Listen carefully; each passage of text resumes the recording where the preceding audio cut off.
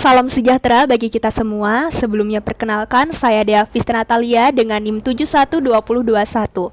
Saya sebagai perwakilan untuk membawakan pembuka bagi kelompok kami. Sebelumnya perkenalkan, kami dari kelompok 4 Sejarah Gereja Indonesia kelas A. Di sini kami akan membawakan materi kami terkait penyebaran kekristenan di Indonesia bagian timur dan barat. Selamat menyaksikan. Gereja di Nusa Tenggara Timur. Daerah Nusa Tenggara Timur akan merupakan wilayah kerja Yesuit. Di Sulawesi Utara, orang-orang Yesuit menjamin kehidupan jemaat-jemaat orang-orang Kristen. Dan mereka mengambil 2 tindakan untuk mengirim 2 orang pemuda ke Malaka agar mendapatkan pendidikan di sana. Setelah mereka kembali, mereka akan menjadi guru bagi bangsa mereka sendiri. Pater-pater juga membangun sebuah benteng di Solor untuk melindungi diri dari orang-orang Kristen terhadap serangan-serangan orang-orang Makassar dan orang-orang Jawa. Pusatnya ialah Benteng Solor. Pemerintah Portugis yang juga membuat pater-pater mengambil tindakan sebagai pemimpin gereja Kristus. Dan mereka pun mulai membangun benteng-benteng pertahanan agar dapat bertahan dari musuh-musuh. Dan mereka juga melakukan perluasan kekuasaan Portugis dengan kekerasan maupun cara damai di Nusa Tenggara Timur. Pater Antonio de San Jacinton merupakan salah satu orang pembesar iman pada saat itu. Ia juga merupakan salah satu seorang yang merebut kembali tanah timur. Pencampuran antara unsur religius dan unsur duniawi. Pater Antonio de San Jacinton mengajukan dan mengajak mereka berjuang dan menjanjikan mereka untuk memberikan mereka bantuan ilahi agar mencapai kemenangan. Pada tahun 1613, terjadi perebutan di Solor oleh orang-orang Belanda. Mereka menemukan ribuan orang Kristen.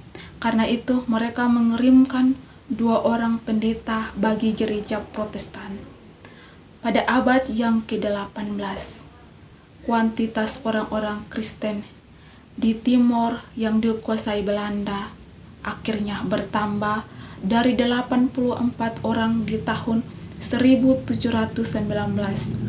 hingga 460 orang.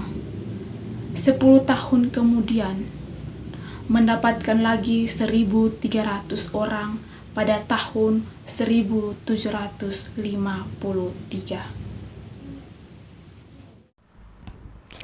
Baik, selanjutnya kita masuk pada penjelasan gereja di bagian barat khususnya di Batavia.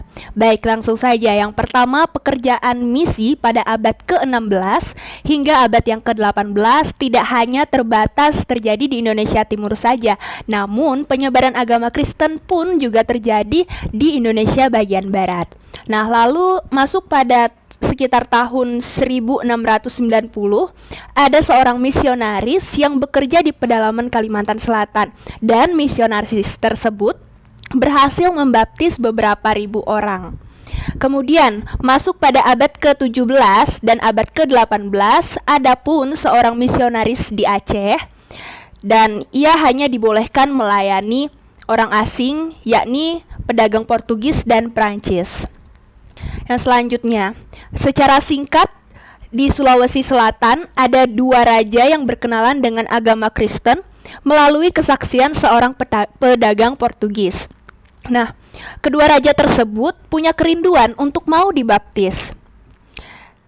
Namun, karena tidak ada seorang rohaniawan, maka sakramen itu dilayankan kepada mereka oleh orang-orang awam yang dianggap layak pada masa itu. Dan itu terjadi pada tahun 1545. Oke. Yang selanjutnya, nah, kita berpindah kepada bagian Indonesia Barat, yaitu di Ambon. Perlu kita ketahui bahwa Ambon merupakan jajahan VOC yang pertama di Nusantara. karena di sana terdapat gereja Protestan pertama yang selama 2 abad tetap akan merupakan yang terbesar di Indonesia. Nah, jadi VOC pada saat itu sangat membutuhkan suatu pangkalan yang daerahnya bertempat atau berpusat dengan wilayah kekuasaannya. Maka dari itu, Jakarta pada saat itu diberi nama Batavia oleh pihak VOC. Nah, dalam sejarah gereja di kota Batavia, unsur Belanda jauh lebih unggul daripada di daerah Indonesia Timur. Nah, yang selanjutnya, pada awalnya orang-orang Kristen diberi pemeliharaan rohani seperti yang lazim di kapal-kapal dan di benteng-benteng company. Nah, kemudian setelah kota Batavia tersebut didirikan, maka kelima pelayan firman yang berada di tempat itu mengajukan permohonan agar pemerintah mengatur keadaan gereja.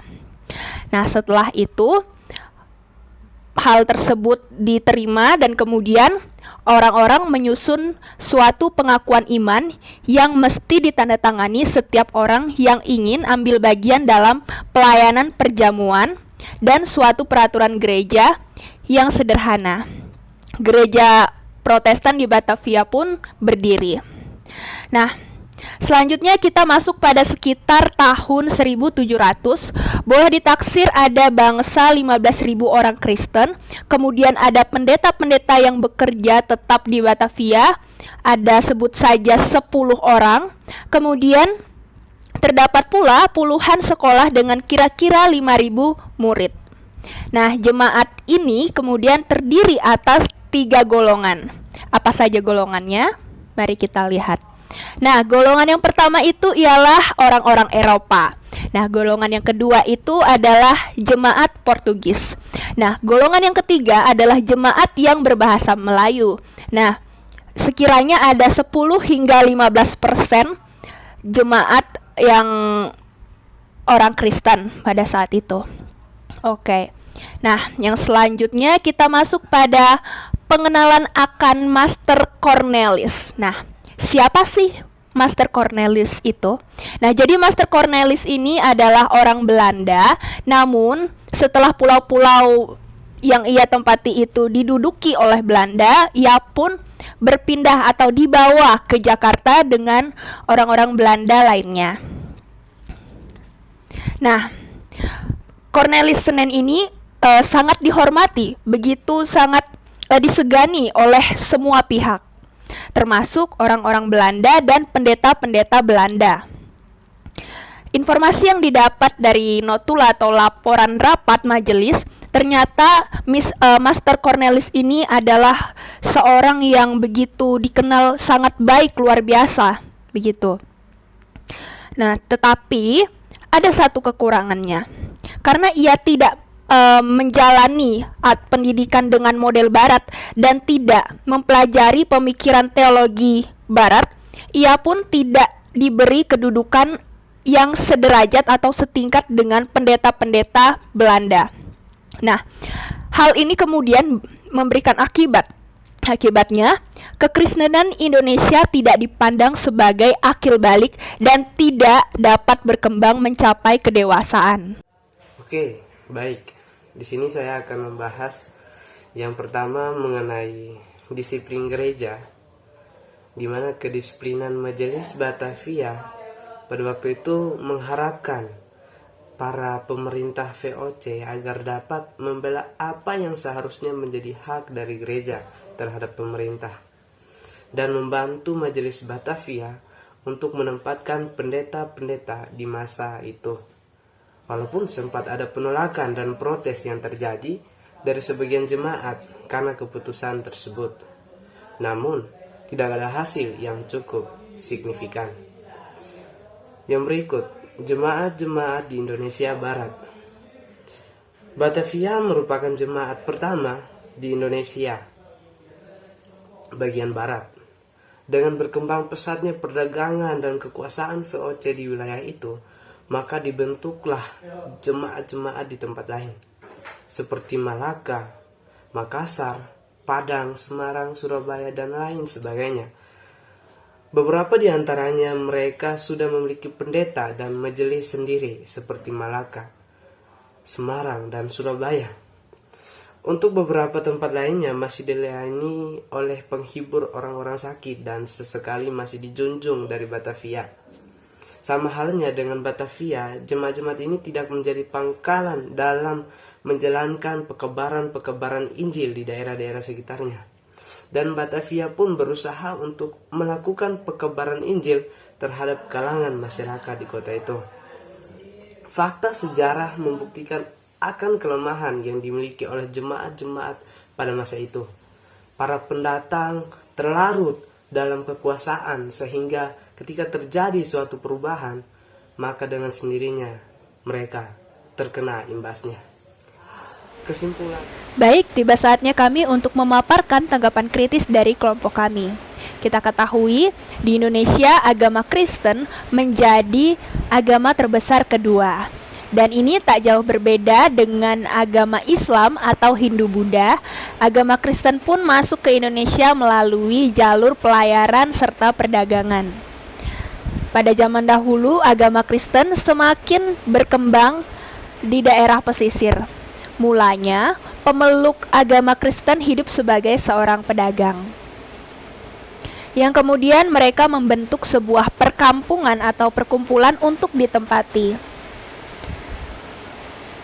Dan hingga akhirnya masuk ke abad 16, agama Kristen tersebar dengan semakin pesat dan kuat. Mengapa hal ini terjadi?